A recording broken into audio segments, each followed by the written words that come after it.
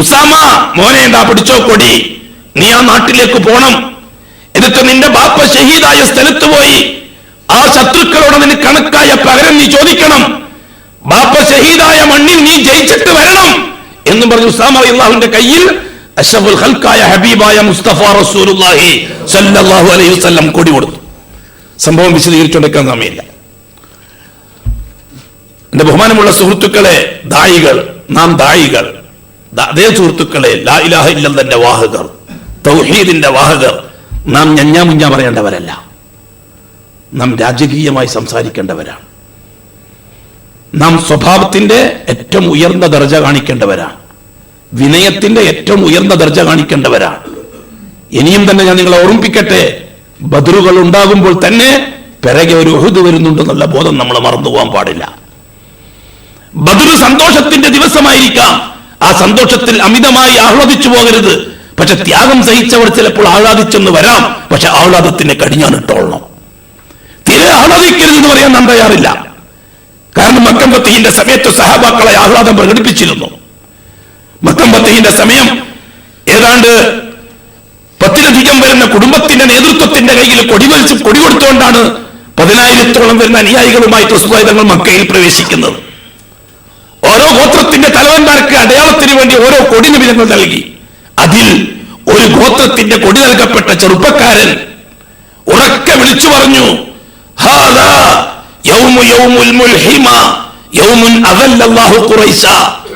ഇന്നത്തെ ദിവസം പകപോക്കന്റെ ദിവസമാണ്, പകതീർക്കന്റെ ദിവസമാണ്, പ്രതികാരത്തിന്റെ ദിവസമാണ്. ശരിയാണ്, അത്ര കഷ്ടപ്പെട്ടിട്ടുണ്ട് മുസ്ലിമീങ്ങൾ, അത്ര കഷ്ടപ്പെടുത്തിയിട്ടുണ്ട് ഖുറൈശികൾ മുസ്ലിമീങ്ങളെ, അത്ര നൊന്തിട്ടുണ്ട് അവർ. ആ നോവിന്റെ ഫലം അല്ലാഹു സുബ്ഹാനഹു വ തആല തന്നപ്പോൾ ഇച്ചിരി ഒന്ന് ആഹ്ലാദിച്ചു പോയി. ആ ആഹ്ലാദത്തിൽ അവർ സാഹിബ് പറഞ്ഞ വാക്കാണ്, ഇന്നത്തെ ദിവസം പ്രതികാരത്തിന്റെ ദിവസമാണ്. ഹാദാ യൗമുൽ മുൽഹിമ യൗമുൻ അദല്ലല്ലാഹു ഖുറൈശ. ഖുറൈശി കൂട്ടത്തെ അല്ലാഹ് നിന്ദിച്ച ദിവസമാണ്, ഖുറൈശി കൂട്ടത്തെ അല്ലാഹ് പരിഹസിച്ച ദിവസമാണ് ഇന്ന്. ഈ രീതിയിൽ സംസാരിച്ചു. റസൂലുള്ളാഹി തങ്ങൾ ഇടപെട്ടു, കൊടി അദ്ദേഹത്തിന്റെ കയ്യിൽ നിന്ന് വാങ്ങി. റസൂലുള്ളാഹി തങ്ങൾ അതിനെ കൺട്രോൾ ചെയ്തു. ആ അമിതമായ ആവേശത്തെ, ആ അമിതമായ സന്തോഷ പ്രകടനത്തെ അല്ലാഹു റസൂൽ നിയന്ത്രിച്ചു. കൊടി വാങ്ങിയിട്ട് അദ്ദേഹത്തിന്റെ ബാപ്പാന്റെ കൈ കൊടുത്തു. റസൂലുള്ളാഹി തങ്ങളുടെ ആ തന്ത്രജ്ഞതയാണ്.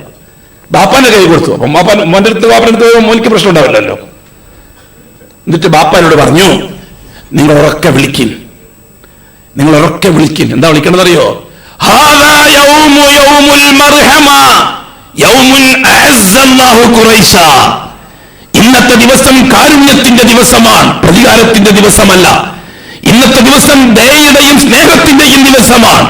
ഇന്നത്തെ ദിവസം ഖുറൈശി കൂട്ടം അവരുടെ ഉന്നതമായ പദവിയിലെത്തുന്ന ദിവസമാണ്. എങ്ങനെയുണ്ട്? ഇതാണ് ദായി സ്വീകരിക്കേണ്ടത്. തീർച്ചയായിട്ടും ഞാൻ പറയട്ടെ, KNM-ന്റെ പ്രവർത്തകന്മാരോട് ഉടമസ്ഥനായ റബ്ബ് ഇടപെടുകയും മനസ്സ് നിറച്ചും സന്തോഷവും സ്നേഹവും തരികയും ചെയ്യുമ്പോൾ നാം കൂടുതൽ നമ്മുടെ നാക്കുകൾ അടക്കണം, നാം കൂടുതൽ വിനയാന്വിതരാവണം, നാം കൂടുതൽ സഹനമുള്ളവരാകണം. അമിതമായി ആഘോഷിക്കുന്നവരാവരുത്. ആഘോഷിക്കേണ്ടി വരും, ചിലപ്പോൾ നോവുകൾ അനുഭവിച്ചവരാണ് ആഘോഷിക്കേണ്ടി വരിക. പക്ഷെ നിർബന്ധമായും കൺട്രോൾ ചെയ്തേ പറ്റൂ. എന്തുകൊണ്ട്? ഓരോ ബദറിന് ശേഷവും ഒരു ഉഹുദ് വരാൻ സാധ്യതയുണ്ട്. അതുകൊണ്ട് റസൂലുള്ളാഹി തങ്ങളെ പറ്റി സഹാബാക്കളെ സംബന്ധിച്ചിടത്തോളം ബദർ സന്തോഷത്തിന്റെ ദിവസമാണ്, വിജയത്തിന്റെ ദിവസമാണ്, ആഹ്ലാദത്തിന്റെ ദിവസമാണ്. ബദറിൽ നിന്ന് തിരിച്ചു വരുന്നത് വിജയവൈജയന്തി വരത്തിക്കൊണ്ടാണ്, ആഹ്ലാദം പ്രകടിപ്പിച്ച് തക്ബീറും ചൊല്ലിക്കൊണ്ടാണ്. പക്ഷെ ഒറ്റ കൊല്ലം കഴിഞ്ഞു ഉഹുദിന്റെ രണാങ്കളത്തിൽ അതിന് പകരം ഒരുപാട് നോവേണ്ടി വന്നു. ഉഹുദ് രണാങ്കളത്തിൽ പരാജയത്തിന്റെ കയ്പ് നീ അനുഭവിക്കേണ്ടി വന്നു. ഉഹുദ് രണാങ്കളത്തിൽ 70 ബദറിൽ കാഫിരീങ്ങൾ ചത്തു, പകരം 70 മുഅ്മിനീങ്ങൾ ഷഹീദായി ഉഹുദിൽ. എന്തിനാണ് അല്ലാഹു തആല ഇങ്ങനെ കണക്കൊപ്പിച്ചത്? എനിക്ക് നിങ്ങൾക്ക് പഠിപ്പിച്ചു തരാൻ വേണ്ടിയിട്ടാണ്. ബദറിൽ 70 കാഫിരീങ്ങൾ ചത്തു, അബൂജഹലടക്കം. ഉഹുദിൽ 70 മുഅ്മിനീങ്ങൾ ഷഹീദായി. എന്തിനാ അല്ലാഹു ഇത്ര കൃത്യമായ കണക്കൊപ്പിച്ചത്? എനിക്ക് നിങ്ങൾക്ക് പഠിപ്പിക്കാൻ. ഓ മുഅ്മിനീങ്ങളെ, ഈമാന്റെ പേരിൽ കിട്ടുന്ന സന്തോഷം, ഈമാന്റെ പേരിൽ കിട്ടുന്ന ആഹ്ലാദം, അത് ഇവിടെ അമിതമായി പ്രകടിപ്പിച്ച് നിങ്ങൾ ഒരു ഉഹുദിനെ വിളിച്ചു വരുത്തരുത്. അത് ആഖിറത്തിലേക്ക് ആ സന്തോഷം നിങ്ങൾ നീട്ടിവെച്ചോളണം. ഇനിയും നിങ്ങളെ ദൗത്യം തുടരണം. ഇല്ലെങ്കിൽ ഒരു ഉഹുദ് പടിവാതിൽക്കൽ കാത്തിരിക്കുന്നുണ്ട് ഈ സന്തോഷത്തിന്റെ പകരം നിൽക്കാൻ.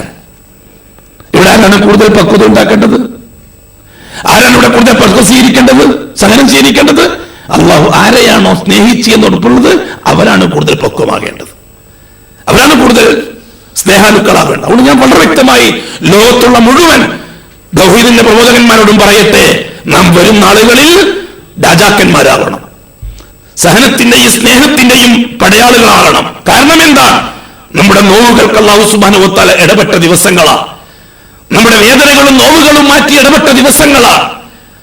നാം ഒരു പതിറ്റാണ്ട് ചെയ്താലും തീരാത്ത ജോലി ദിവസങ്ങൾ കൊണ്ട് അല്ലാഹു പൂർത്തിയാക്കി തന്നിരിക്കുകയാ. ഈ ഒരു ബോധം നമുക്കുണ്ടാവണം, ഈ ഒരു ബോധം നമുക്കുണ്ടാവണം.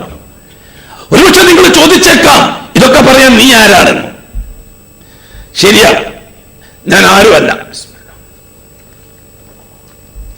ഇതെല്ലാം ഒരു നിമിത്തം മാത്രമാണ് സുഹൃത്തുക്കളെ, സഹോദരന്മാരെ. എന്നെ സംബന്ധിച്ചിടത്തോളം ദഅവത്തിന്റെ വഴിയിൽ, പ്രബോധനത്തിന്റെ വഴിയിൽ ഉള്ള ഇൽമു വെച്ച് സലഫുകളായ സലഫിയത്ത് എന്താണെന്ന് സലഫുകളിൽ നിന്ന് പൂർണ്ണമായും ഗ്രഹിച്ചെടുത്ത് ലോകത്തെ പഠിപ്പിച്ച സലഫിയത്തിന്റെ കാവൽഭടന്മാരായ ഷെയ്ഖ് ഇബ്നു തൈമിയ്യയെ പോലെ റഹ്മഹുല്ലാ, ഇബ്നുൽ ജൗസിയെ പോലെ, ഇബ്നു അബ്ദുൽ വഹാബിനെ പോലെ ആ പ്രഗത്ഭന്മാരായ ഹദീസ് വിപ്ലവകാരികൾ ലോകത്ത് വരുത്തിവെച്ച മാറ്റങ്ങൾ ഗ്രന്ഥവായനയുടെയും അർഹതപ്പെട്ടവരിൽ നിന്ന് കേട്ടതിന്റെയും പേരിൽ സാഹചര്യത്തിനും ചുറ്റുപാടുകൾക്കും സമ്പ്രദായങ്ങൾക്കും നാട്ടാചാരങ്ങൾക്കും എതിരിൽ ഈ മഹത്തുക്കളുടെ കാൽപാദങ്ങളെ അള്ളാഹുവിനോട് ദുആ ചെയ്ത് ഒറ്റയ്ക്കിരുന്ന് ചിന്തിച്ച്, യാത്രയിലൂടെ ചിന്തിച്ച്, ഉസ്താദുമാരിൽ നിന്ന് കിട്ടാനില്ല, സംഘടനകളിൽ നിന്ന് കിട്ടാൻ ഒരു സംഘടനയായിട്ട് ബന്ധമില്ല, നാട്ടിൽ നിന്ന് കിട്ടാൻ നാട്ടിന്റെ സാഹചര്യം അനുകൂലമല്ല, ചുറ്റുപാടുകൾ അനുകൂലമല്ല, ഇതിനെല്ലാം ഭിന്നമായി വളരെ ഗൗരവത്തോടുകൂടി ഈ വിഷയം ചിന്തിക്കുകയും അത് മനസ്സിലാക്കിയെടുക്കാൻ ആവശ്യമായ ഗ്രന്ഥവായനകൾ നടത്തുകയും ആവശ്യമുള്ളത് അതിന്റെ ഹിന്ദുകാരോട് ചോദിച്ചു പഠിക്കുകയും അത് ഉമ്മത്തോട് പറയാൻ അല്ലാഹു സുബ്ഹാനഹു വ തആല തന്ന ഊക്കനുസരിച്ച് ഈ നാവ് ഏതാണ്ട് 10-30 കൊല്ലക്കാലം മുമ്പത്തിന് മുമ്പിൽ ഉപയോഗപ്പെടുത്തി. ഒറ്റക്ക് ആരുമില്ല, ആരുടെ ഒരു സഹായം, ഒരു സംഘടനയിൽ നിന്നൊരു സഹായം, ഏതെങ്കിലും ഒരു വ്യക്തിയിൽ നിന്ന്, ഒരു ഉസ്താദുമാരിൽ നിന്ന്, തികച്ചും നാട്ടിന്റെ ചുറ്റുപാടും, സാധാരണ ചുറ്റുപാട്, നാട്ടിന്റെ തനി യാഥാസ്ഥിക ചുറ്റുപാട്, നാട്ടിലെ തനി ആചാര ചുറ്റുപാട്, ആ ചുറ്റുപാട് പാലിട്ട് പൂജിക്കുന്ന ഉസ്താദുമാര്, അവരിൽ നിന്ന് കിതാബോധി പഠിച്ച വെറും ഒരു പള്ളി ദർസിലെ വിദ്യാർത്ഥി മാത്രമായ വ്യക്തിയാണ് ഞാൻ. ഈ രീതിയിൽ വളരെ ശക്തമായി 1977 മുതൽ ഏതാണ്ട് 1986 വരെ ഒറ്റയ്ക്ക് ചിന്തിക്കുകയും ഒറ്റയ്ക്ക് പറയുകയും ഒറ്റയ്ക്ക് പ്രവർത്തിക്കുകയും ആ മഹത്തുക്കളിൽ നിന്ന് കിട്ടുന്നത് നിലവിൽ കേരളത്തിലുള്ള പ്രസ്ഥാനങ്ങളുടെ പ്രസിദ്ധീകരണങ്ങളും അവരുടെ പുസ്തകങ്ങളും ഒറ്റയ്ക്ക് ഇരുന്ന് വായിക്കുകയും ഒരു പ്രസ്ഥാനത്തിനും ഒരു സംഘടനക്കും ഒരു പിടുത്തവും കൊടുക്കാതെ ആ വായിച്ചതിൽ നിന്ന് 1000 തവണ ആലോചിച്ച് കിട്ടുന്ന ഇൽമുകൾ മിമ്പറുകളിൽ വെച്ചും സ്റ്റേജുകളിൽ വെച്ചും ഉമ്മത്തിനോട് പറയാൻ തയ്യാറാവുകയും ചെയ്തു. അങ്ങനെ ഇരിക്കവേ 1986 തബ്ലീഗ് കേരളത്തിൽ പ്രചരിപ്പിച്ച ബഹുമാനപ്പെട്ട മൗലാന മൂസ സാഹിബ് എന്റെ കയ്യെ പിടിച്ചിട്ട് എന്നോട് പറഞ്ഞു, തബ്ലീഗിന്റെ സ്റ്റേജുകളിൽ ഈ പറയപ്പെടുന്ന ഇൽമുകൾ പറയാൻ തയ്യാറാകുമ്പോ എന്ന്. ഞാൻ സമ്മതിച്ചു. 1986 മുതൽ ഈ ഇൽമു ഒറ്റക്ക് ഏതാണ്ട് ഒരു 10-15 കൊല്ലം പറഞ്ഞുകൊണ്ടിരുന്ന വിവരങ്ങൾ തബ്ലീഗുകാരോട് സ്റ്റേജുകളിൽ വെച്ച് പറയാൻ തുടങ്ങി. ഏൽപ്പിച്ച ജോലിയായിരുന്നു അത്. എനിക്ക് അദ്ദേഹത്തോട് സ്നേഹമാണ്, ഇഷ്ടമാണ്, എന്റെ ഒരു ഗുരുവന്യനാണ്. അദ്ദേഹത്തിന്റെ സപ്പോർട്ട് അക്കാര്യത്തിൽ കൂടുതലുണ്ടായി. അതേ ദിവസത്തിൽ അദ്ദേഹം ഏതെങ്കിലും ഒരു യൂണിറ്റിൽ പോലും തബ്ലീഗിന്റെ ആരും ആക്കിയില്ല എന്നെ. എനിക്ക് ഏൽപ്പിക്കപ്പെട്ട ജോലി എന്താ? എനിക്ക് അല്ലാഹു തന്ന ഇൽമ് അവരുണ്ടാക്കി തരുന്ന സ്റ്റേജിൽ അവർക്ക് പറഞ്ഞു കൊടുക്കണം, തബ്ലീഗുകാരായ സാധാരണക്കാർക്ക് പറഞ്ഞു കൊടുക്കണം. ആ കാര്യം ഞാൻ നിർവഹിച്ചു 1992 വരെ, ബഹുമാനപ്പെട്ട മൂസ മൗലാന അവർ മരിക്കുന്നത് വരെ. മൂസ മൗലാന മരിക്കുമ്പോഴേക്കും ഉലമാ സാന്നിധ്യം ഇല്ലാതായി. ഒരു കൂട്ടം റിയൽ എസ്റ്റേറ്റ് ലോബിയുടെ കയ്യിലേക്ക് തബ്ലീഗിന്റെ പ്രവർത്തകർ കടിഞ്ഞാട് വന്നു. ഉലമാക്കൾ ആവശ്യമില്ലാത്തൊരു ചുറ്റുപാട് വന്നു. ഖുർആനും സുന്നത്തും ആവശ്യമില്ലാത്തൊരു ചുറ്റുപാട് പറഞ്ഞു. സൂഫി കഥകളും അതേപോലെ തന്നെ ചുറ്റുപാടുകളിലെ കുറെ ഊഹാപോഹങ്ങളും അത് പറഞ്ഞ് ഒതുങ്ങി അതിന്റെ അപ്പുറത്തേക്ക് കടക്കേണ്ടതില്ല, അതുകൊണ്ട് ഇത്തരം പ്രസംഗങ്ങൾ ശരിയാകുകയില്ല എന്ന രീതിയിൽ മാറ്റി നിർത്താനുള്ള അവസരം ഉണ്ടാകുകയും ആ മാറ്റി നിർത്തൽ എത്രത്തോളം എത്തി? അള്ളാഹുവിന്റെ വഹദാനിയത്ത് റുബൂബിയത്ത് മാത്രം പറയാനേ നമുക്ക് നിർദ്ദേശമുള്ളൂ, ഉലൂഹിയത്ത് പറയാൻ നിർദ്ദേശമില്ല. അതുകൊണ്ട് നിങ്ങൾ ഉലൂഹിയത്ത് പറയാൻ നിർത്തുമെങ്കിൽ മാത്രമേ തബ്ലീഗിന്റെ സ്റ്റേജിൽ പ്രസംഗിക്കാൻ പറ്റുകയുള്ളൂ. ഞാൻ പറഞ്ഞു തൗഹീദ് ഓഹരി വെക്കാൻ നമുക്ക് അവകാശമില്ല. അത് ഏത് ഉസൂല് പറഞ്ഞാലും ശരി. തൗഹീദ് രണ്ട് റുക്കിനാണ്. ഒന്ന് റുബൂബിയത്തിന്റെ റുക്കിനാണ്, ഒന്ന് ഉലൂഹിയത്തിന്റെ റുക്കിനാണ്. ലാ ഇലാഹ അത് ഉലൂഹിയത്തിന്റെ റുക്കിനാണ്, ഇല്ലല്ലാഹ് റുബൂബിയത്തിന്റെ റുക്കിനാണ്. രണ്ട് റുക്കിനില്ലാതെ ഈമാൻ സഹിയാകുകയില്ല. അതുകൊണ്ട് തന്നെ രണ്ട് റുക്കിന് പറയാതെ ഒരിക്കലും തൗഹീദ് പറയാൻ പറ്റുകയില്ല. അപ്പൊ വളരെ ശക്തമായ രീതിയിൽ അവരെന്ത് ചെയ്തു? സ്റ്റേജുകൾ ബഹിഷ്കരിക്കുകയും ഷൂറാകളില് പ്രസംഗിപ്പിക്കേണ്ട എന്ന് തീരുമാനിക്കുകയും അദ്ദേഹം റൂട്ട് മാറുന്നുണ്ട്, അദ്ദേഹം നമ്മുടെ റൂട്ടിലല്ല പോകുന്നത് എന്ന് വെച്ചാൽ റുബൂബിയത്ത് മാത്രം പറയാനുള്ള റൂട്ടിലല്ല പോകുന്നത്, ഉലൂഹിയത്തിന്റെ റൂട്ടിലും കൂടി പോകുന്നുണ്ട്, അത് നമുക്ക് ശരിയാകുകയില്ല. അങ്ങനെ പൂർണ്ണമായും മാറ്റി നിർത്തുകയും ഒരുപാട് ചർച്ചകൾ നടക്കുകയും ചെയ്തു. അവസാനമായിട്ടൊരു പുസ്തകം ഇറക്കിയ ഒരാൾ, തിരുവനന്തപുരക്കാരനായ ഒരാൾ ഒരു പുസ്തകം ഇറക്കി, തൗഹീദും യാഥാർത്ഥ്യവും എന്ന് പറഞ്ഞിട്ട്. അതിൽ അദ്ദേഹം പ്യൂർ തബ്ലീഗുകാരനും തബ്ലീഗ് തലയിൽ കയറിയ ഒരു മനുഷ്യനും ഒരു സാധാരണക്കാരൻ ആചാര്യമാണ്. അതിൽ ജൂതന്മാര് പോലും പറയാൻ ലജ്ജിക്കുന്ന പല കാര്യങ്ങളും തൗഹീദിന്റെ വിഷയത്തിൽ അദ്ദേഹം എഴുതി ചേർത്തു. റുബൂബിയത്തിനെ സ്ഥാപിക്കുകയും ഉലൂഹിയത്തെ നിഷേധിക്കുകയും ചെയ്തയാൾ. ഖുർആൻ ഉലൂഹിയത്തിന്റെ ഒരു പരിപാടിയായില്ല അയാൾ സ്ഥാപിക്കാൻ മെനക്കെട്ടു. എന്റെ ബഹുമാനമുള്ള സഹോദരന്മാരെ, ഒരുപാട് ഒരു 10-8 വർഷത്തോളം അനുഭവം വെച്ചുകൊണ്ട് ഇവർ ഉലൂഹിയത്തിന്റെ ശത്രുക്കളാണെന്ന് വ്യക്തി സംഭാഷണത്തിലൂടെ ബോധ്യപ്പെട്ടത് പുസ്തകത്തിലൂടെ പുറത്തു വന്നപ്പോൾ കോഴിക്കോട്ട് വെച്ചും തിരുവനന്തപുരത്ത് വെച്ചും പരസ്യമായി ഈ പുസ്തകത്തിനെതിരായിട്ട് ശബ്ദിക്കുകയും ആ പുസ്തകത്തിന്റെ വക്താക്കളെ സംബന്ധിച്ച് വിശദീകരിക്കുകയും ഈ വ്യക്തിപരമായ അനുഭവങ്ങൾ റുബൂബിയത്തെ പറയാൻ പാടുള്ളൂ, ഉലൂഹിയത്ത് പറയരുത്, അത് നമ്മുടെ ഉസൂലിൽപ്പെട്ടതല്ല എന്നവർ പരസ്യമായി എന്നെ ഉപദേശിക്കുകയും ചെയ്തതിന്റെ പശ്ചാത്തലത്തിൽ ഈ പുസ്തകം കൂടി വായിക്കുമ്പോൾ ഇതിന്റെ പിറകിൽ ചില ഹിഡൻ അജണ്ടകളുണ്ടെന്ന് തോന്നുന്നു എന്ന് തിരുവനന്തപുരത്ത് വെച്ചും കോഴിക്കോട്ട് വെച്ചും 2 സ്റ്റേജുകൾ പറഞ്ഞപ്പോൾ അവരുടെ ഉലമാക്കൾ ഒരുമിച്ചുകൂടി ആ ഉലമാക്കൾ ഈ പുസ്തകം എഴുതിയാളെ വിളിപ്പിച്ചു ആലുവായില്. എന്നിട്ട് ഉലമാക്കൾ ആ പുസ്തകം എഴുതിയാളുമായി ചർച്ച ചെയ്തു. പുസ്തകത്തിൽ അപകടമുണ്ടെന്നും പുസ്തകത്തിൽ പ്രശ്നങ്ങളുണ്ടെന്നും ഉലമാക്കളുമായി സഹകരിക്കാതെ ഇൽമ കൈകാര്യം ചെയ്യുന്ന ജഹാലത്ത് അപകടമാണെന്നും അയാളെ ബോധ്യപ്പെടുത്തുകയും ആ ഉലമാക്കളെ സദസ്സിൽ വെച്ച് അദ്ദേഹം ആ പുസ്തകം പിൻവലിക്കാൻ തീരുമാനിക്കുകയും അങ്ങനെ അദ്ദേഹം പോവുകയും ചെയ്തു. അതിനുശേഷം പുസ്തകം പിൻവലിച്ചിട്ടില്ല, പക്ഷെ ഉലമാക്കളെ 100% മാറ്റി നിർത്തി. ഈ അവസരത്തിൽ ഞാൻ എന്ത് നയം സ്വീകരിക്കണം? സ്വാഭാവികമായും ആ ഒറ്റപ്പെടൽ വീണ്ടും ഞാൻ അനുഭവിച്ചു. 2002 മുതൽ വീണ്ടും ആ പഴയ പഴി തുടർന്നു. തനിച്ച് യാത്ര ചെയ്യുക, തനിച്ച് ചിന്തിക്കുക, സംശയമുള്ളത് അതിന്റെ വക്താക്കളോട് ചോദിക്കുക. എന്താണ് സലഫിയത്ത്? 1917 ഖുതുബ ജോലി ഏറ്റെടുത്തവനാണ്. അന്ന് മുതലേ വെള്ളിയാഴ്ച ജുമകളിൽ മിമ്പറിൽ വെച്ച് മലയാളത്തിൽ പ്രസംഗിക്കുന്ന ഒരുത്തനാണ്. അതുകൊണ്ട് യാഥാസ്ഥികരുമായിട്ട് കൂട്ടുകൂടേണ്ടി വന്നിട്ടില്ല, യാഥാസ്ഥികരുമായിട്ട് ബന്ധപ്പെടേണ്ടി വന്നിട്ടില്ല. അതുകൊണ്ട് തന്നെ സലഫിയത്തുമായിട്ട് കൂടുതൽ അടുക്കാനും സലഫിയത്തുമായി അടുത്ത സുഹൃത്തുക്കൾ കുറെ കൂടുതൽ ഉണ്ടാവാനും അതുകൊണ്ട് സാധിച്ചു.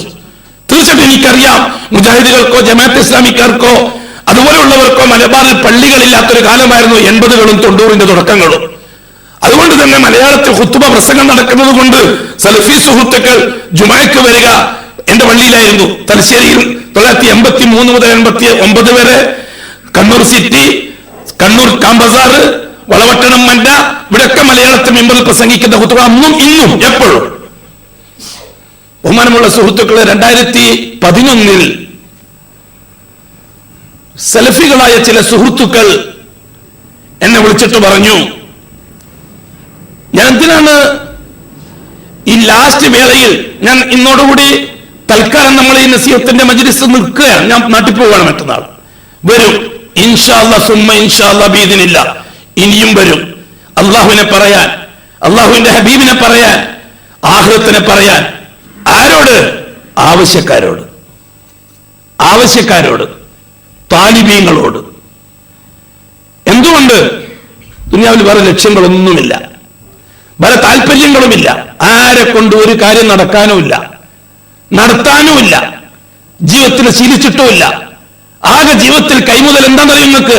ഒരു സൂട്ട് കേസും അതിലൊരു മാറ്റുന്ന തുണിയും ഒരു തോർത്തുമുണ്ടും ഒരു ഖുർആൻ ഷരീഫും ഒരു മിസ്വാക്കും ഒരു കിബില നോക്കിയ ഒരു യന്ത്രവും അതേപോലെ തന്നെ ഒരു പേസ്റ്റും അതേപോലെ തന്നെ ഒരു ടെലിഫോണിന്റെ ചാർജറും. ഈ നാവും സുഹൃത്തുക്കളെ 2011 അന്ന് മുജാഹിദ് പ്രസ്ഥാനം പിളർന്നിട്ടില്ല. തീർച്ചയായിട്ടും ഞാൻ ഇന്ന് പോകും, നാളെ പോകും. പോയതിന് ശേഷം ഫസാദുകൾ ഒന്നിനു പിറകെ ഒന്ന് വരും എനിക്കറിയാം. ഗീബത്തുകൾ ഒന്നിനു പിറകെ ഒന്ന് വരും എനിക്കറിയാം. നമീമത്തുകൾ ഒന്നിനു പിറകെ ഒന്ന് വരും എനിക്കറിയാം. അതുകൊണ്ട് തന്നെ ഈ ഇരിക്കുന്ന എന്റെ കൂട്ടുകാർ, 1-2 മാസം മുഖം നോക്കി പരിചയപ്പെട്ട ഈ സുഹൃത്തുക്കൾ, സ്നേഹമുള്ളവർ, ഞാനുമായിട്ട് ദുനിയാവിന്റെ പേരിൽ ഒരു ബന്ധവും നിങ്ങൾ ആരുമായിട്ടും ഇല്ല. ഇപ്പോഴും നമ്മുടെ ബന്ധം അള്ളാഹുവിന്റെ പേരിലാണ്. പിരിഞ്ഞു കഴിഞ്ഞാൽ ചിലപ്പോൾ നാളെ ആഖിറത്തിൽ അള്ളാഹുവിന്റെ മുമ്പിലായിരിക്കും നാം കണ്ടുമുട്ടുക. അതാണ് നമ്മുടെ ബന്ധം. ഇക്കാര്യത്തിൽ അത് ഞാൻ പറഞ്ഞല്ലോ, അള്ളാന്റെ വഹദാനിയത്തിന്റെ പേരിലുള്ള ബന്ധം, ഹബീബിന്റെ റിസാലത്തിന്റെ പേരിലുള്ള ബന്ധം, ആഖിറത്തിൽ വിജയിക്കാൻ ചിലതൊക്കെ നേടണം എന്ന തീവ്രമായ ചിന്തയുടെ ബന്ധം. അതൊക്കെ വേറെ ഒന്നുമില്ല. 2011 എനിക്ക് വിളിച്ചത് ആരാന്നറിയുമോ? സാക്ഷാൽ CP സലീം സാഹിബ്, ഡോക്ടർ ബഷീർ സാഹിബ്, ഷംസുദ്ദീൻ പാലത്ത് സാഹിബ് എന്നെ വിളിച്ചിട്ട് പറഞ്ഞു, സംസാരിക്കാനുണ്ടല്ലോ, ഒന്ന് കാണണമല്ലോ. ഞാൻ പറഞ്ഞു കാണാമല്ലോ. എവിടെയുള്ളത്? ഞാൻ തൃക്കരിപ്പൂരാണുള്ളത്, വീട്ടിൽ. സമയം കൊടുത്തു. അവര് വന്നു, 3 പേര്. മഗ്‌രിബിന്റെ സമയം, ചായ കുടിച്ച് 3 മണിക്കൂർ നേരം നമ്മൾ സംഭാഷണത്തിൽ ഏർപ്പെട്ടു. എന്താണ് അവർക്ക് പറയാനുള്ളത്? എനിക്ക് സന്തോഷമേ ഉള്ളൂ, എനിക്ക് അഭിമാനമുള്ള കാര്യത്തിൽ. ഞാൻ ഒറ്റയാണ്. എനിക്ക് അതിന് മുമ്പേ ഒരു അഭിമാനമുള്ള വിഷയമുണ്ട്. എന്താ അറിയോ? 1996 തിരുവനന്തപുരം പാളയംപള്ളിയിൽ വെച്ച് നടത്തിയ ഒരു തൗഹീദ് പ്രഭാഷണം. മുജാഹിദ് പ്രസ്ഥാനവുമായിട്ട് യാതൊരു ബന്ധമൊന്നുമില്ല. പ്രസ്ഥാനം എന്ന നിലയ്ക്ക് ആദർശപരമായിട്ട് ബന്ധമുണ്ട്. അതുകൊണ്ടാണല്ലോ തൗഹീദ് പ്രസംഗിക്കുന്നത്. അന്ന് ചെയ്ത പ്രസംഗത്തിന്റെ ഒരു ഭാഗം ബഹുമാനപ്പെട്ട അനസ് മൗലവി സാഹിബ് 2000 ശേഷം ഒരു CD-യിൽ നിങ്ങളൊരു മുജാഹിദ് അല്ലാത്തൊരു പണ്ഡിതന്റെ തൗഹീദ് കേട്ടോളിൻ എന്ന് പറഞ്ഞിട്ടൊരു ക്ലിപ്പിംഗ് കൊടുത്തപ്പോൾ ഞാൻ ആകാശത്തോളം പൊന്തുകയായിരുന്നു. കാരണം കേരളത്തിലെ ഒരു പ്രഗത്ഭമായ ഒരു കേഡർ പ്രസ്ഥാനം ഒരു വ്യക്തിയായ എന്റെ വാക്കുകൾ പരിഗണിച്ചല്ലോ എന്ന സന്തോഷം. തീർച്ചയായിട്ടും സന്തോഷിക്കാൻ വകയുണ്ട്. എനിക്കതിൽ സന്തോഷിക്കാൻ വകയുണ്ട്. കാരണം ഞാൻ ഒറ്റക്ക് സഞ്ചരിച്ച്, ഒറ്റക്ക് ചിന്തിച്ച്, ദുആ ചെയ്ത് അല്ലാഹു തആല തന്നിരിക്കുന്ന മഅലൂമാത്തുകൾ അത് ആ വിഷയത്തിൽ പ്രഗത്ഭമായി ഒരു 100 കൊല്ലക്കാലം കേരളത്തിലെ ജനങ്ങളിൽ പ്രബുദ്ധമായി കൈകാര്യം ചെയ്ത ഒരു പ്രസ്ഥാനം എന്റെ വാക്കുകൾ പരിഗണിച്ചു എന്നത് ദുനിയാവിൽ എനിക്ക് കിട്ടിയ ഏറ്റവും വലിയൊരു ദർജയാണ്. ഞാൻ പരിഗണിച്ചു. അല്ലാതെ ഞാൻ വിളിക്കുന്നത് എങ്ങനെ? ഞാനൊരു വ്യക്തിയാ, ഞാൻ ആരുമല്ല, മറ്റൊരു പ്രസ്ഥാനമാണ്. അതുകൊണ്ട് തന്നെ ഈ 3 പേരോട് മനസ്സ് തുറന്ന് സംസാരിക്കാൻ എനിക്ക് സന്തോഷമുണ്ടായിരുന്നു. അവരെന്റെ മുമ്പിൽ വെച്ചൊരു ആശയം, മൗലവി സാഹിബ്, നിങ്ങൾ തനിച്ച് തൗഹീദും പറഞ്ഞു നടക്കുകയാണ്. നിങ്ങൾ തൗഹീദ് കേൾക്കാൻ സലഫി സുഹൃത്തുക്കളാണ് കൂടുതൽ സദസ്സുകളാകുന്നത്. ഞങ്ങൾ മുജാഹിദ് പ്രസ്ഥാനത്തിന്റെ സ്റ്റേജ് നിങ്ങൾക്ക് പ്ലാറ്റ്ഫോമായി അനുവദിച്ചാൽ നിങ്ങൾ ഈ പറയുന്ന ശൈലിയിൽ കേരളത്തിലെ മുജാഹിദ് പ്രവർത്തകന്മാർക്ക് തൗഹീദ് പറഞ്ഞു കൊടുക്കാൻ നിങ്ങൾക്ക് സാധിക്കുമോ എന്നാണ് എന്നോട് ചോദ്യം. ഞാൻ എന്താണ് അവരോട് വേണ്ടത്? പറ്റില്ലെന്നോ? കാരണം ഞാൻ പതിറ്റാണ്ടുകളോളമായിട്ട് സ്നേഹിച്ച സ്നേഹം മനസ്സിൽ സൂക്ഷിച്ചു നടക്കുന്ന ഒരു വ്യക്തി, ഈ പ്രസ്ഥാനത്തെ മനസ്സിൽ സ്നേഹിച്ച് അതിൽ നിന്ന് കിട്ടുന്ന ആശയങ്ങൾ ഒറ്റക്ക് പറഞ്ഞുകൊണ്ട് നടക്കുന്ന ഒരു വ്യക്തിയാണ് ഞാൻ. അതോട് തീർച്ചയായിട്ടും ഇല്ലാന്ന് പറയേണ്ടിയില്ല. മാത്രമല്ല 1992 ശേഷം 8 കൊല്ലക്കാലം, 92 ശേഷം 9 കൊല്ലക്കാലം ഉണ്ടായ ഒറ്റപ്പെടൽ എന്നെ വല്ലാതെ തളർത്തി. എനിക്ക് വല്ലാതെ നോവുകൾ ഉണ്ടായി. എന്നും കഅബ ശരീഫിന്റെ മുറ്റത്തൊന്ന് ദുആ ചെയ്യുമായിരുന്നു, അല്ലാഹ്, ഞാൻ ഇത്രയും കാലം 10-35 കൊല്ലം നിന്നെയും പറഞ്ഞു നടന്നു എന്റെ ഉള്ളതിനനുസരിച്ച്. ഒന്നുമില്ലെങ്കിൽ അല്ലാഹ് നീ മാത്രം ഇതെനിക്ക് അറിയുള്ളൂ, അത് ഞാൻ പറഞ്ഞു നടന്നു. ഇപ്പോൾ ഞാൻ ഒറ്റപ്പെട്ടിരിക്കുകയാണല്ലോ അല്ലാഹ്. ബഹുമാനപ്പെട്ട ഖാലിദ് ബിൻ വലീദ് റളിയല്ലാഹു അൻഹു സിറിയയിൽ വെച്ച് പറഞ്ഞൊരു വാക്ക് ഞാൻ അള്ളാഹിനോട് കഅബത്തിന് മുമ്പിൽ വെച്ച് പറഞ്ഞു. ഖാലിദ് എന്താ പറഞ്ഞത് അള്ളാഹിനോട്? അല്ലാഹ്, 100 യുദ്ധത്തിൽ ഞാൻ പങ്കെടുത്തു, 150ഓളം മുറിവുകൾ എന്റെ ശരീരത്തിലുണ്ട്. എന്നിട്ടും ഒരു യുദ്ധത്തിൽ ഷഹീദാകാൻ നീ വിധിച്ചില്ലല്ലോ അല്ലാഹ്. ഒരു മൃഗം മരിക്കുന്നത് പോലെ സിറിയയിൽ ഒരു വീട്ടിൽ കിടന്ന് മരിക്കാനാണല്ലോ നീ വിധിച്ചത് എന്ന് ഖാലിദ് റളിയല്ലാഹു തആല അല്ലാഹുവോട് ദുആ ചെയ്തിട്ടുണ്ടായിരുന്നു. ഖാലിദ് റളിയല്ലാഹു തആല ഷഹീദായില്ല, രോഗം പിടിപെട്ട് വീട്ടിൽ കിടന്ന് മരിക്കുകയായിരുന്നു. ആ വാക്കെന്ന് ഞാൻ പറഞ്ഞു അല്ലാഹുവിനോട്, അല്ലാഹ്, ലാസ്റ്റ് വരുമ്പോൾ, വയസ്സായി വരുമ്പോൾ നിന്റെ വഹദാനിയത്ത് പറയാൻ അവസരമില്ലാതെ ഒറ്റപ്പെട്ട് ഇങ്ങനെ വീട്ടിൽ കൂടുന്നൊരു അവസ്ഥ വന്നു പോവോ പഠിച്ചവനെ, നീ അങ്ങനെ ആക്കരുതല്ല, എനിക്ക് നിന്നെ പറയാൻ അവസരം നീ ഉണ്ടാക്കി തരണം. തന്നവർ എന്നെ കൈവിട്ടിരിക്കുകയാ, എനിക്ക് നിന്നെ പറയണം, നിന്നെ തന്നെ പറയണം, കൂടുതൽ നിന്നെ പഠിക്കണം, കൂടുതൽ നീയുമായിട്ട് അടുക്കണം, നീ എന്നെ കൈവിടല്ലേ അല്ല. എന്നും മക്കയിലെത്തിയാൽ വിദാഇന്റെ തവാഫിന്റെ സമയത്ത് അവസാനം ചെയ്ത ദുആ അതായിരുന്നു. അങ്ങനെ ഒരു പ്രാവശ്യത്തെ ഹജ്ജ് കഴിഞ്ഞ് വന്നതിന്റെ 3-ാമത്തെ ദിവസമാണ് ഇവർ 3 പേരും വരുന്നത്. ഞാൻ വാക്ക് കൊടുത്തു, ഏറ്റു, ഞങ്ങൾ സന്തോഷത്തോടെ പിരിഞ്ഞു. അന്ന് മുജാഹിദ് പ്രസ്ഥാനം അതിന്റെ ഏറ്റവും വലിയ കൊടുമുടിയിൽ വിലസുന്ന കാലം 2011. ലക്ഷക്കണക്കിന് അനുയായികളുമായി ഒരു കേഡർ പ്രസ്ഥാനമായി കേരളത്തെ എല്ലാം കൊണ്ടും സകല പ്രസ്ഥാനങ്ങളെയും അതിജയിച്ച് മുന്നോട്ട് കയറുന്ന ആദർശ രംഗത്ത് അതിജയിച്ച് മുന്നോട്ട് കയറുന്ന പ്രസ്ഥാനം ഏറ്റവും ഞാൻ കൃത്യം 2-3 മാസം കഴിഞ്ഞപ്പോൾ എന്നെ ഒരാൾ വിളിച്ചു. കോഴിക്കോട്ട് ബിസ്മിയുടെ നേതൃത്വത്തിൽ ഒരു സ്റ്റേജ് സമ്മേളനം നടക്കുന്നുണ്ട്. 1986 തലശ്ശേരിയിൽ വെച്ച് സ്ത്രീധനത്തിനെതിരായി പ്രസംഗിച്ചപ്പോൾ അതിന്റെ പേരിൽ അനുഭവിക്കേണ്ടി വന്ന നോവുകൾ ഏതാണ്ട് തലശ്ശേരിക്കാർക്കൊക്കെ അറിയാം. ആ രീതിയിൽ ഒരു പ്രഭാഷണം ഈ ബിസ്മിയുടെ പരിപാടിയിൽ പ്രസംഗിക്കാൻ പറ്റുമോ എന്നോട് ആവശ്യപ്പെട്ടു. ആ 3 ആളെ കൂട്ടത്തിൽ ഒരാൾ, ആ ബിസ്മിയുടെ തലപ്പത്തുള്ള ആൾ വെച്ചോളൂ. ഏറ്റു. നോട്ടീസ് പുറത്തു വന്നു. 2012 ജനുവരി മാസം 1-ാം തീയതി വെള്ളിയാഴ്ചയായിരുന്നു ആ പരിപാടി. തെക്കൻ കേരളത്തിലെ മുജാഹിദ് സുഹൃത്തുക്കൾ ഇത് വെച്ചുകൊണ്ട് ഭയങ്കരമായ പ്രൊപ്പഗണ്ടകൾ നടത്തി. ചോലി അബ്ദുള്ള മൗലവി സന്മാർഗത്തിലായി, ചോലി അബ്ദുള്ള മൗലവി ഹിദായത്തിലായി, ചോലി അബ്ദുള്ള മൗലവിക്ക് അല്ലാഹ് സത്യം കാണിച്ചു കൊടുത്തു, ചോലി അബ്ദുള്ള മൗലവിക്ക് സ്വീകരണം, സ്വാഗതം. കാരണം തെക്കൻ കേരളത്തിൽ 10-15 കൊല്ലത്തെ ഒരുതരം പടപൊരുതലുണ്ടായിരുന്നു. അതുകൊണ്ട് തെക്കൻ കേരളത്തിൽ അത് വില പോകും. ആ സമയത്ത് ഞാൻ പ്രതിഷേധിച്ചു. അത് ശരിയാവില്ല, ഒരു പ്രസ്ഥാനത്തിന്റെ അഡ്രസ്സിൽ എന്നെ പരിചയപ്പെടുന്ന എനിക്ക് ഇഷ്ടമല്ല. ഞാൻ അന്നും ഇന്നൊരു വ്യക്തിയാണ്, ആ വ്യക്തിത്വം മാത്രമേ ഞാൻ പരിഗണിക്കുള്ളൂ. സംഘടനയുടെ ആളാവാൻ ഞാൻ തയ്യാറില്ല. അതുകൊണ്ട് അയാൾ വിളിച്ചിട്ട് ഞാൻ പറഞ്ഞു, തെക്കൻ കേരളത്തിലെ പ്രവർത്തകന്മാർ ഇങ്ങനെ ചെയ്യുന്നുണ്ടല്ലോ സാഹിബ്, അത് ഞങ്ങൾ പറഞ്ഞിട്ട് ചെയ്തതല്ല. ഞാൻ കോടതി ഭാഷയിൽ സംസാരിക്കരുത്, യാഥാർത്ഥ്യമുണ്ടോ ഇല്ലയോ എന്നുള്ള വിഷയം. നിങ്ങൾ ബിസ്മിക്കാർ ചെയ്തിട്ടില്ല, ശരിയാണ്, KNMന്റെ യൂണിറ്റുകളാണ് ചെയ്തത്. അതുകൊണ്ട് ഇപ്പൊ നിങ്ങൾ എന്താ പറയാൻ പോകുന്നത്? ഞാൻ ആ പരിപാടി പങ്കെടുക്കൂല, അതൊരു ചതിയല്ലേ? ഞാൻ പറയാതെ, വലിയ ചതിയിൽ നിന്ന് രക്ഷപ്പെടാൻ ഒരു ചെറിയ ചതി. ആള് CP സലീം സാഹിബാണ്. ഞാൻ ആ പരിപാടി ബഹിഷ്കരിച്ചു, പോയില്ല. പിന്നെ അനുഭവിക്കേണ്ടി വന്നത് മുജാഹിദ് സുഹൃത്തുക്കൾക്ക് അറിയാമല്ലോ, മുജാഹിദ് കെട്ടാൽ എങ്ങനെ ഇരിക്കുന്നു. പിന്നെ വന്നത് മുഴുവൻ തെറി, പുളിച്ച തെറിയുള്ള, ഇന്നും എന്റെ ഫോണിൽ കിടക്കുന്നുണ്ട് ആ മെസ്സേജുകൾ. നീ ആരടാ, നീ എന്ത് ആലിമടാ? ഇതുവരെ എന്താ പറഞ്ഞേ? ചോലി അബ്ദുള്ള മൗലവി, മഹാനായ ചോലി അബ്ദുള്ള മൗലവി, ബഹുമാനപ്പെട്ട ചോലി അബ്ദുള്ള മൗലവി. ഇപ്പോ ഒരു ചുക്കും അറിയാത്ത വിഡ്ഢിയായ ചോലി അബ്ദുള്ള, വോയിസ് ചോലി അബ്ദുള്ള എന്നാണ് മെസ്സേജ് ആദ്യത്തെ ഇംഗ്ലീഷിൽ. എന്നിട്ട് സലാസത്തുൽ മുനാഫിക്ക്, ആയത്തുൽ മുനാഫിക്ക് സലാസുൽ, ഒരു ഹദീസും. എന്ന് വെച്ചാൽ ചോലി അബ്ദുള്ള മൗലവി വിഡ്ഢിയും മുനാഫിക്കും. ബഹുമാനമുള്ള സുഹൃത്തുക്കളെ, സഹിച്ചു. മൗനം വിദ്വാന് ഭൂഷണം. ആരുടെ മറുപടി വരേണ്ടത്? എനിക്ക് നന്നായിട്ട് അറിയാം. മുട്ട കെട്ടമാതിരിയായിരിക്കും. മുട്ട നല്ല സാധനമാണ്, മുട്ട നല്ല ആരോഗ്യത്തിനുള്ള പക്ഷ സാധനമാണ്. മുട്ട കെട്ടാലോ ഒരു വസ്തുവിന് കൊള്ളൂല. അതാണ് മുജാഹിദ്. മറ്റുള്ള പ്രസ്ഥാനങ്ങൾ മാങ്ങ പോലെയാണ്. മാങ്ങ ഒരു ഭാഗം പഴുത്ത ഭാഗം മുറിച്ചിട്ട് ബാക്കി തിന്നാം, അത്രയും പറ്റൂല മുജാഹിദ് കെട്ടാൽ. ഇപ്പൊ എനിക്ക് പറയാൻ നല്ല സന്തോഷമുണ്ട്, കാരണം എല്ലാരും അനുഭവിച്ചതാ. ഞാൻ അനുഭവിച്ചത് നേരത്തെ, എനിക്ക് ശേഷം എല്ലാവരും അനുഭവിച്ചതാ. അതുകൊണ്ട് എനിക്ക് സന്തോഷം പറയാം, അല്ലെങ്കിൽ പേടിയാ പറയാ. പേടിച്ചല്ലേ പറ്റൂ. ബഹുമാനമുള്ള സുഹൃത്തുക്കളെ, സഹോദരന്മാരെ, ആ തെറികൾ മുഴുവനും സഹിച്ച്, ആരോടും പ്രതികരിക്കാതെ, ആരോടും പറയാതെ അടങ്ങി ഒതുങ്ങിക്കൂടി സുദീർഘമായ ഏതാണ്ട് ഒരു 5-6 മാസക്കാലം വിട്ട് 3 തലാഖും ചൊല്ലി പിരിച്ചു. ആ 3 ആള് വന്ന ബന്ധം 3 തലാഖും ചൊല്ലി പിരിഞ്ഞു. പിന്നെ വരുന്ന വിളി മഹാനായ സുഹൈർ ചുങ്കത്തറിന്റെ വിളിയാണ്.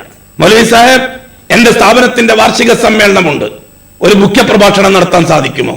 സാധിക്കും.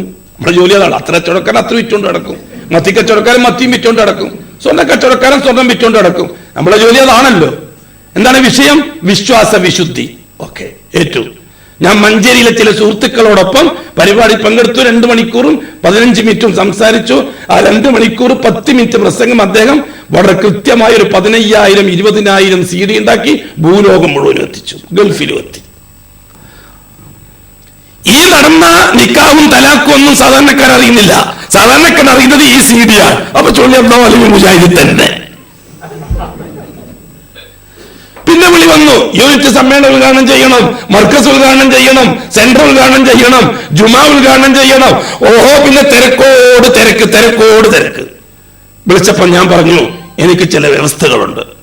KNM-ന്റെ അഡ്രസ്സിൽ ഞാൻ വരൂല, ഒരു ലേബിളിൽ ഞാൻ വരൂല. സ്വതന്ത്രമായ ഒരു സ്റ്റേജ് ഉണ്ടാക്കുകയാണെങ്കിൽ പ്യൂർ തൗഹീദ് പറയാൻ വേണ്ടി ഞാൻ വരാം. മലപ്പുറം ജില്ലയിലെ കാരക്കുന്നിലെ യൂണിറ്റുകാരെ വിളിച്ചത്.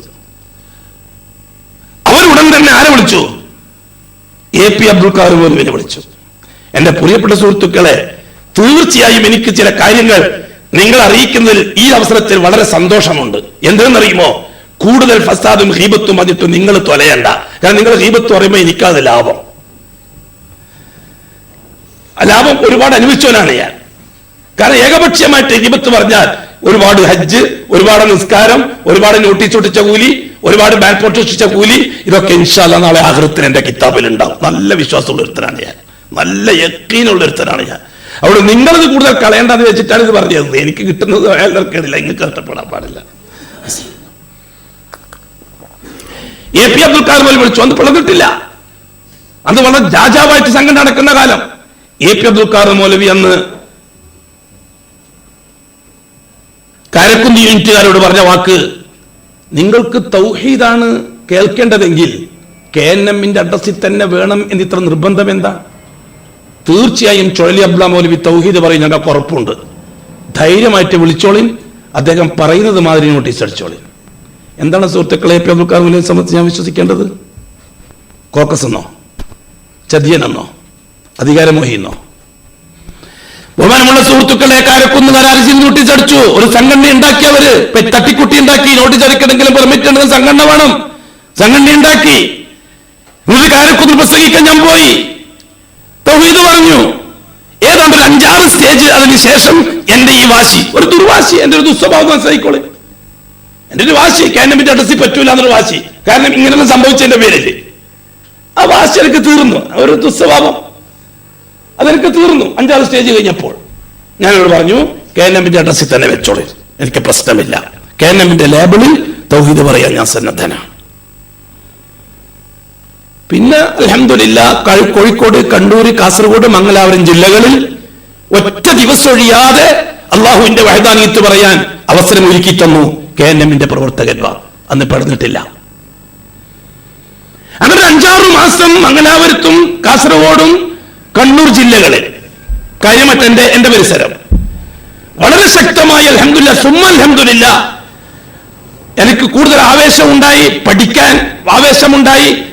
കഴിഞ്ഞൊരു 10-20 കൊല്ലക്കാലം എനിക്ക് നഷ്ടപ്പെട്ടത് ഏതാണ്ട് ഒരു 6 മാസം കൊണ്ട് വീണ്ടെടുത്ത് കിട്ടിയത് പോലത്തെ ഒരു സന്തോഷം ഉണ്ടായി എനിക്ക്. തൗഹീദ് കൂടുതൽ പഠിക്കാൻ എനിക്ക് പ്രചോദനം ഉണ്ടായി. കാരണം തബ്ലീഗുകാരോട് സൂഫി കഥകൾ പറയും പോലെ മുജാഹിദുകളോട് പറഞ്ഞാൽ ശരിയാവില്ല. കയറി ചോദിക്കും, തെളിവോടെ ചോദിക്കും, കൊടുക്കും. അവിടെ പഠിച്ചേ പറ്റൂ. പഠിച്ചിട്ട് ഖുർആനും ഹദീസും പഠിച്ചിട്ടേ പറയാൻ പറ്റുള്ളൂ. പഠിക്കാണ്ട് പറഞ്ഞാൽ പിള്ളേർ വിടൂല. കാരണം തന്റെ ഇടമുള്ള പിള്ളേരെന്ന് എനിക്ക് നല്ല ഉറപ്പുണ്ട്. ഈ തന്റെ ഇടം കൂടിയപ്പോൾ ഉള്ള ബുദ്ധിമുട്ടാണ് ഇപ്പൊ ഉണ്ടായത്, മഞ്ഞപ്പിത്തം കൂടിയതുപോലെ. അൽഹംദുലില്ലാ സുമ്മ അൽഹംദുലില്ലാ ഒരുപാട് ദുആകൾ, ഒരുപാട് ഹദീസുകൾ, തൗഹീദും റിസാലത്തുമായി ബന്ധപ്പെട്ട വിഷയങ്ങൾ മദീന മുനവ്വറയിലും മക്ക മുക്കറബയിൽ നിന്നും അതിനാവശ്യമായ കിതാബുകൾ ഹജ്ജിന് പോയപ്പം വാങ്ങി. ആ കിതാബുകളൊക്കെ ഇരുന്ന് പഠിച്ചു. കിട്ടാത്തത് ഉലമാക്കളോട് ചോദിച്ചു, എന്റെ മക്കളോട് ചോദിക്കും. ഇപ്പൊ എന്റെ മക്കളോട് ചോദിക്കലേ അതിലെനിക്ക് അഭിമാനമുണ്ട്. ഇപ്പൊ ഉസ്താദന്മാരെ ചൂട്ടൊന്നും എനിക്ക് വേണ്ട. ഞാൻ മക്കളെ വിളിക്കും, എടാ ഇന്ന ഹദീസിന്റെ സനദ് എന്താണെന്ന് ചോദിച്ചാൽ മണിയായിട്ട് പറഞ്ഞു തരും. അൽഹംദുലില്ലാ 6 ഹാഫിലിങ്ങളുണ്ട്, 8 ഉലമാക്കളുണ്ട്. മക്കളെ അപ്പൊ എത്രയാ മക്കളെന്നാ എണ്ണം ചോദിക്കണ്ട, പേടിച്ചു പോകും.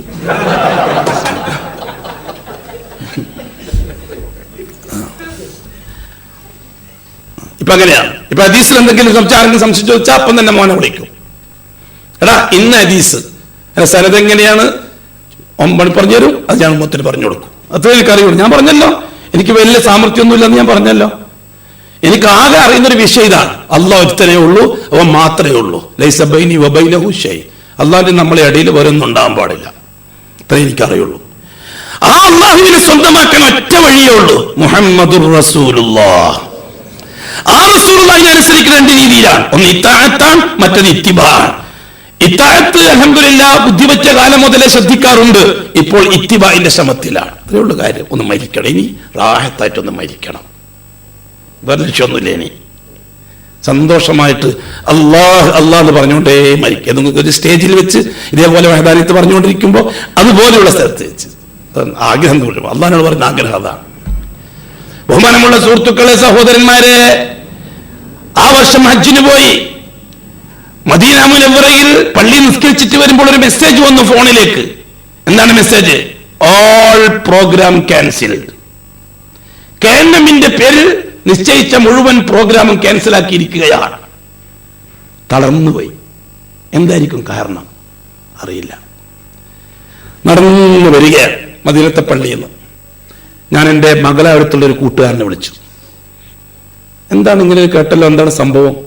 അപ്പൊ അദ്ദേഹം പറഞ്ഞു, കേരളത്തിൽ നിന്ന് നേതൃത്വം വിളിച്ചു പറഞ്ഞിട്ടുണ്ട്, ചുഴലി അബ്ദുൽ മൗലവിക്ക് പ്രസ്ഥാനവുമായിട്ട് സംഘടനാ ബന്ധമില്ല, അതുകൊണ്ട് ഒരു പരിപാടിയും ഇനി പങ്കെടുപ്പിക്കേണ്ടതില്ല, അതുകൊണ്ടാണ് ക്യാൻസലാക്കിയത് എന്ന്. എങ്ങനെയുണ്ട് നാടകം? ബാക്കി പറയാൻ എനിക്ക് ആരോഗ്യം കുറച്ച് കുറവാ. ഞാൻ അവശനായി. കാരണം അറിയണം. വേറെ ദിവസം എന്റെ സൂട്ടേഴ്സും നാവും ഇപ്പം ഉണ്ടല്ലോ. എനിക്ക് കാരണം അറിയണം. എന്താണ് തെറ്റ്, എന്താണ് സംഭവം? ഒരു കാരണം പറയുന്നില്ല. അവർ നേതൃത്വം വിളിച്ചു പറഞ്ഞു. നാട്ടിലെത്തി. ഹജ്ജും കഴിഞ്ഞ് നാട്ടിലെത്തിയപ്പോൾ മംഗലാപുരത്തുനിന്ന് ഒരു കൂട്ടക്കാര് KNM-ന്റെ പള്ളിയിൽ ജുമാ ഉദ്ഘാടനം ചെയ്യാൻ വേണ്ടി വീട്ടിലേക്ക് വന്നു. മൗലവി നിങ്ങൾ ഉദ്ഘാടനം ചെയ്യണം. ഞാൻ പറഞ്ഞു, ഞാനെങ്ങനെ ഉദ്ഘാടനം ചെയ്യുക? എന്നെ പരിപാടിയിൽ പങ്കെടുപ്പിക്കൽ നേതൃത്വം തീരുമാനിച്ചു എന്ന് നിങ്ങൾ മംഗലാപുരക്കാരാണല്ലോ വിളിച്ചു പറഞ്ഞത്. SKSM സൗത്ത് കനറ സലഫി മൂവ്മെന്റ്, അതാണ് KNM-ന്റെ കർണാടക സ്റ്റേറ്റിലെ സംഘടന. അപ്പൊ ഞാനെങ്ങനെ വരും? അത് നമ്മൾ പരിഗണിക്കുന്നില്ല. അത് ചില ഇതാണ്, അതൊന്നും പറയാൻ ശരിയാവില്ല. പരിഗണിച്ചേ പറ്റൂ. അതെന്താണെന്ന് എനിക്കറിയണം. അല്ല, നിങ്ങളത് പരിഗണിക്കും. ഞാൻ പരിഗണിക്കും. നിങ്ങൾക്കൊരു വഴി പറഞ്ഞുതരാം. നിങ്ങൾ നേരെ കോഴിക്കോടേക്ക് പോ. കോഴിക്കോട്ട് സെന്ററിൽ പോ. ഈ വിഷയം നിങ്ങൾ സെന്ററിൽ വെക്കിൽ. അവരോട് പറ, ഞങ്ങൾ ചുഴലി അബ്ദുൽ മൗലവിയെ ഈ ജുമാ ഉദ്ഘാടനം ചെയ്യാൻ വേണ്ടി വിളിച്ചപ്പോൾ ഇങ്ങനെ പറഞ്ഞു, എന്തെങ്കിലും തടസ്സമുണ്ടോ, ഞങ്ങൾ വിളിക്കുന്നത് ശരിയാണോ തെറ്റാണോ? അവര് പറഞ്ഞാൽ ഞാൻ വരാം, അല്ലെങ്കിൽ ഞാൻ വരില്ല. അപ്പൊ അവങ്ങൾ നേരെ കോഴിക്കോടേക്ക് പോയി. കോഴിക്കോടൊന്ന് KNM-ന്റെ ഈ CD ടവറിൽ യോഗം നടന്നുകൊണ്ടിരിക്കുകയാണ്. എല്ലാവരും ഉണ്ടെന്ന്.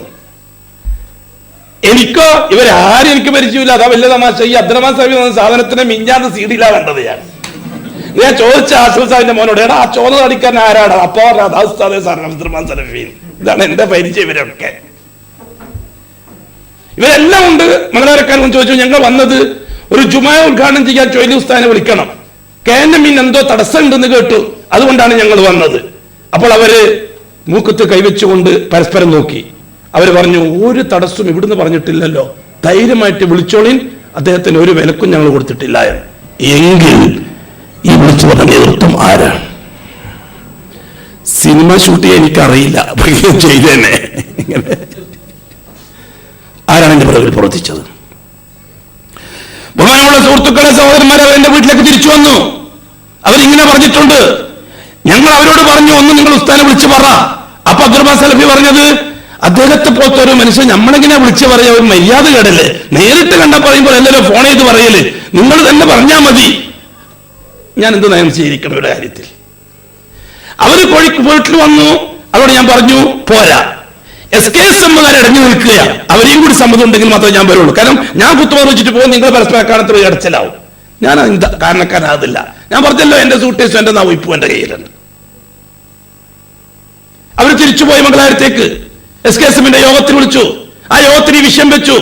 KNM-ന്റെ നേതാക്കന്മാർ ഇങ്ങനെയാ പറഞ്ഞെന്ന് പറഞ്ഞു. അപ്പോൾ SKSM പറഞ്ഞു, KNM-ന്റെ നേതാക്കന്മാർ എന്താവും നമുക്കറിയേണ്ടിയില്ല, നമ്മുടെ നേതാക്കന്മാർ ഇങ്ങനെയാ പറഞ്ഞത്. ആരാണ് നേതാക്കന്മാർ?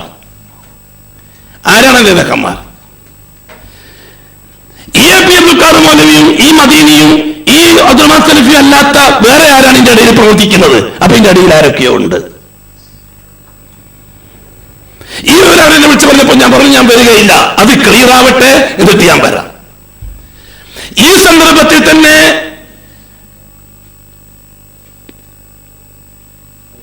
ഇവിടെ നാദാപുരത്ത് സെൽഫി പ്രവർത്തകന്മാരെന്റെ സ്ഥലം വെച്ചു. സെൽഫി പ്രവർത്തക KNM-ന്റെ അഡ്രസ്സിൽ ഈ വയൽ നടക്കുന്നതിന് ഒരു ദിവസം മുമ്പ് നിങ്ങളുടെ ഗൾഫിൽ നിന്നൊരു ഷെയ്ഖ് വിളിച്ചു, ചൊല്ലിർത്താൻ പോലുമിനെ പരിപാടി പങ്കെടുപ്പിക്കരുത്, ആ പരിപാടി നടത്തരുത്, അത് നമുക്ക് ക്ഷീണമാണ്. എന്താണ് ക്ഷീണം? ഏത് കാര്യത്തിലാണ് ക്ഷീണം?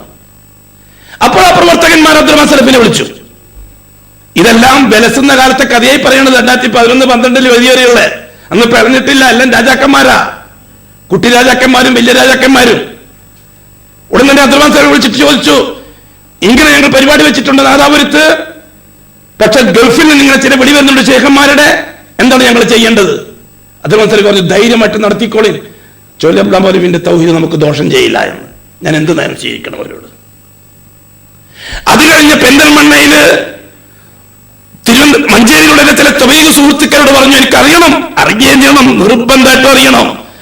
എന്റെ തബ്ലീഗുകാരായ ചില സുഹൃത്തുക്കളോട് മഞ്ചേരിയിൽ പറഞ്ഞു, എനിക്ക് പഠിക്കണം ഈ കാര്യം, നിങ്ങൾ പെരിന്തൽമണ്ണയിൽ CD ഇറക്കുന്ന കേന്ദ്രത്തിൽ പോകണം, അവിടുന്നാണ് CD ഇറക്കുന്നത് KNM-ന്റെ, അവിടെ പോയി എന്റെ CD ചോദിക്കണം. അവിടെ എത്തിയപ്പോൾ അവർ പറഞ്ഞു, ചൊല്ലി അള്ളാഹുവിന്റെ CD-ക്ക് കൂടുതൽ പ്രചാരം കൊടുക്കേണ്ട നിർദ്ദേശമുണ്ടാവും, നിങ്ങൾ അടിക്കാറില്ല എന്ന്. എന്തുകൊണ്ട്? തെറ്റുണ്ടെങ്കിൽ എനിക്ക് തിരുത്തി തരണം. ഞാൻ പറഞ്ഞല്ലോ, ഞാൻ ഒറ്റ യാത്രക്കാരനാണ്, എനിക്ക് ആവശ്യമുള്ള ഇൽമു തരണം, എനിക്ക് നിർദ്ദേശം തരണം, ഞാൻ തിരുത്താൻ തയ്യാറാണ്. ഞാൻ ഖുറാഫത്ത് വല്ലതും അതിന് തിരുത്താൻ തയ്യാറാണ് ഞാൻ, കാരണം ഞാൻ സലഫിയത്ത് ആഗ്രഹിക്കുന്ന ഒരുത്തനാണല്ലോ. എങ്കിലും എനിക്ക് തിരുത്താം, ഞാൻ തിരുത്താൻ തയ്യാറാണ്. ഞാൻ ഒറ്റയാണ്, എനിക്ക് വേറെ ഫാൻസുകളില്ല. ഞാൻ തിരുത്താൻ തയ്യാറാണ്. ഞാൻ ഉമ്മത്തിന് വേണ്ടി, എനിക്ക് വേണ്ടി, ഞാൻ രക്ഷപ്പെടാൻ, എനിക്ക് രക്ഷപ്പെടണം സലഫിയത്തിന്റെ വഴിയിൽ. ബഹുമാനമുള്ള സുഹൃത്തുക്കളെ, സഹോദരന്മാരെ, പൂർണ്ണമായും മൗനത്തിലായി, കംപ്ലീറ്റ് ക്ലോസ്. അപ്പോഴേക്കും പിളർപ്പ് യാഥാർത്ഥ്യമായി. ഒരു വിഭാഗം ജിന്നുമായിട്ട് പോയി, ഒരു വിഭാഗം ഇൻസുമായിട്ട് പോയി. സംഗതി പ്രദേശം മംഗലാപുരത്ത് നിന്ന് വീണ്ടും വിളി വന്നു, പുസ്തക പരിപാടിയിൽ പങ്കെടുക്കണം. എന്തുകൊണ്ട്? എനിക്ക് KNM-ന്റെ നേതൃത്വത്തോട് നന്ദിയുണ്ട്, അതുകൊണ്ട് തന്നെ സമ്മേളനത്തിന്റെ പ്രചരണ യോഗങ്ങളിൽ ഞാൻ പങ്കെടുത്തു. എനിക്ക് നന്ദി കൂടെ കാണിക്കാൻ പറ്റുകയില്ല, കാരണം എന്റെ മുമ്പിൽ അവർ അങ്ങേയറ്റത്തെ നിഷ്കളങ്കരാണ്. ഇല്ലെങ്കിൽ ഒരു ബാക്ക്ഗ്രൗണ്ടും ഇല്ലാതെ, അറിയാതെ, ഞാൻ ആരാണെന്നറിയാതെ, ഞാൻ എന്താണെന്നറിയാതെ, എന്റെ ബാക്ക്ഗ്രൗണ്ട് എന്താണെന്നറിയാതെ, ഇയാൾക്ക് ഹിഡൻ അജണ്ടകൾ വല്ലതും ഉണ്ടോ, ഇയാൾ ആരുടെയെങ്കിലും ഏജന്റ് ആണോ, കേരളത്തിന് മുഴുവൻ അറിയപ്പെട്ട ഒരു പ്രാസംഗികനാണ്, പെട്ടെന്ന് സലഫി സ്റ്റേജിലേക്ക് വരുന്നതിന് വല്ല തന്ത്രമുണ്ടോ എന്നൊന്നും ഈ KNM-ന്റെ തലപ്പത്തുള്ള ഈ ഷെയ്ഖുകൾ ആലോചിച്ചില്ല. നിഷ്കളങ്കമായി, ഏകപക്ഷീയമായി സ്റ്റേജ് അവരനുവദിച്ചു തരികയാണ് ചെയ്തത്. ഇത് അവിടെ നിഷ്കളങ്കതയല്ലെങ്കിൽ പിന്നെ എന്താണ്? ഞാൻ എന്താണ് അവരെ പറ്റി മനസ്സിലാക്കേണ്ടത്? ഞാൻ എന്ത് കോക്കസ് എന്ന് അവരെ പറ്റി ചിന്തിക്കേണ്ടത്? ഒരുപക്ഷെ കോക്കസുകളായിരിക്കും ആർക്ക് സംഘടനാ ബിസിനസ്സിൽ പാർട്ട്ണർഷിപ്പുകളായി പാർട്ട്ണർഷിപ്പ് ഓഹരി വെച്ചപ്പോൾ സെന്റുകളോ മറ്റോ കിട്ടുന്നതിൽ ഇടച്ച വന്നപ്പോൾ പാർട്ട്ണർഷിപ്പ് സംഘടനാ ബിസിനസിന്റെ ലാഭനഷ്ട കണക്ക് കൂട്ടിയപ്പോൾ ഓഹരി കിട്ടാത്തവർക്ക് ചിലപ്പോൾ ഫാൻസുകളായിരിക്കാം. എനിക്ക് ഫാൻസ് അല്ല, കാരണം ആ ബിസിനസ്സിൽ ഞാൻ പങ്കാളിയല്ല, ആ സംഘടനാ ബിസിനസ്സിൽ ഞാൻ പാർട്ണറല്ല. എനിക്കെന്തേ അറിയേണ്ടതുള്ളൂ? അള്ളാന്റെ വഹദാനിയത്ത് പറയാൻ 8-9 കൊല്ലക്കാലം തബ്ലീഗുകാർ അവസരം നിഷേധിച്ചതിന് ശേഷം 9 കൊല്ലക്കാലം അള്ളാന്റെ വഹദാനിയത്ത് പറയാൻ സ്റ്റേജ് ഇല്ലാതെ, സമൂഹമില്ലാതെ, ഒറ്റയ്ക്ക് ഞാൻ പറഞ്ഞുകൊണ്ട് നടക്കുന്നത് എന്റെ കയ്യെ പിടിച്ച് പറയാൻ വേണ്ടി അനുവദിച്ചെന്ന ആ സമൂഹത്തെ പറ്റി ഞാൻ എന്ത് ചിന്തിക്കണം? എനിക്ക് വേറെ ഒന്നും ചിന്തിക്കേണ്ട ആവശ്യമില്ല. ഇത് എന്റെ കാര്യം ഞാൻ ഈ പറഞ്ഞുകൊണ്ടിരിക്കുന്നത്. ഞാൻ എന്ത് സ്റ്റാൻഡ് സ്വീകരിക്കണം? ഗീബത്തിന്റെ നിമിത്തം വെറുതെ പറഞ്ഞിട്ട് കാര്യമില്ല. എന്റെ അനുഭവത്തിൽ വന്നാൽ ആ സമയത്ത് ഞാൻ സ്വീകരിക്കേണ്ടെന്ന് അതിന് ആരും എന്നെ പഠിപ്പിക്കുകയും ചെയ്യേണ്ടില്ല. ബഹുമാനമുള്ള സുഹൃത്തുക്കളെ, സഹോദരന്മാരെ, മംഗലാപുരക്കാരോട് ഞാൻ പറഞ്ഞു, കഴിഞ്ഞ പ്രാവശ്യം പരിപാടി ക്യാൻസൽ ചെയ്തത് എന്തിനാ, ആരാ, അത് കൃത്യമായിട്ട് അറിഞ്ഞാൽ ഡേറ്റ് തരാന്ന് പറഞ്ഞു. അതാ പറയുന്നത്, തത്ത പറയും പോലെ അള്ളാന്റെ തൗഫീഖോടെ അവരെല്ലാം ഇന്ന് KNM-ന് പുറത്താണ്, ഞാൻ KNM-ന്റെ അകത്താണ്. അൽഹംദുലില്ലാഹ്. തീർന്നു. ഇനി കൂടുതൽ വിശ്വാസത്താക്കാനും മെനക്കണ്ട. ഇയാൾക്കെന്താ KNM-ല്, ഇയാൾക്കെന്താ KNM-ഓട് ഒന്നുമില്ല, ഒരു നന്ദിയുള്ള അടിമയാവാൻ വേറെ ഒന്നുമില്ല. അതുകൊണ്ട് ആര് ലോകത്തുനിന്ന് ആകാശത്തുനിന്ന് ആരെങ്കിലും ഇറങ്ങി വന്നിട്ട് ഇത് കോക്കസ്ഥാൻ അധികാരമോഹികളാണെന്ന് പറഞ്ഞാലും ഞാൻ വിശ്വസിക്കാൻ തയ്യാറില്ല. കാരണം എന്റെ അനുഭവം ഇതാണ്. ഈ അനുഭവം നിങ്ങളും ഞാൻ പങ്കിട്ടു എന്ന് മാത്രം. അല്ലെങ്കിൽ നിങ്ങൾ പറ ഞാൻ എന്ത് നയം സ്വീകരിക്കണമായിരുന്നു എന്ന്. കോക്കസ്ഥാൻ എന്റെ ഉത്തരവ് തോന്നിയിട്ടില്ല. അവിടുത്തെ തീരുമാനങ്ങൾ മോശമാണെന്ന് എനിക്ക് തോന്നിയിട്ടില്ല. അവിടുത്തെ നടപടിക്രമങ്ങൾ അബദ്ധമാണെന്ന് എനിക്ക് തോന്നിയിട്ടില്ല. എന്തുകൊണ്ട്? എന്റെ അനുഭവം വെച്ചുകൊണ്ട്. ഇപ്പോൾ പൂർണ്ണമായി ബോധ്യപ്പെട്ടു 100% അവർ ഇൽഹാമ് കിട്ടുന്നവരാണ്. ചില നടപടികളൊക്കെ ചെയ്യണമെന്ന് അവർക്ക് അന്ന് തോന്നി. അത് ഏറ്റവും നല്ല തീരുമാനമായി എന്ന് ഇപ്പോൾ ശക്തിയായി തെളിവുകൾ ഉദ്ധരിച്ചുകൊണ്ടായി. അന്ന് എനിക്ക് തോന്നി ഒറ്റപ്പെട്ട തോന്നലായിരുന്നു. ഇപ്പൊ നിങ്ങൾക്കെല്ലാം തോന്നിയിട്ടുണ്ടാവും ചിലപ്പോ. അത്രയുള്ള കാര്യം. അതുകൊണ്ട് എന്റെ പ്രിയപ്പെട്ട സുഹൃത്തുക്കളെ, സഹോദരന്മാരെ, സഹോദരിമാരെ, ഇപ്പോൾ ഗൾഫിൽ താമസിക്കുന്ന എന്റെ പ്രിയപ്പെട്ടവരായ നിങ്ങളോട്, നാട്ടിലുള്ളവരെക്കാൾ ജോലിഭാരമുള്ളവർ, പ്രയാസമുള്ളവർ, സമയഭാരമുള്ളവർ, എന്തുകൊണ്ടും ടെൻഷനുള്ളവർ, എന്നിട്ടും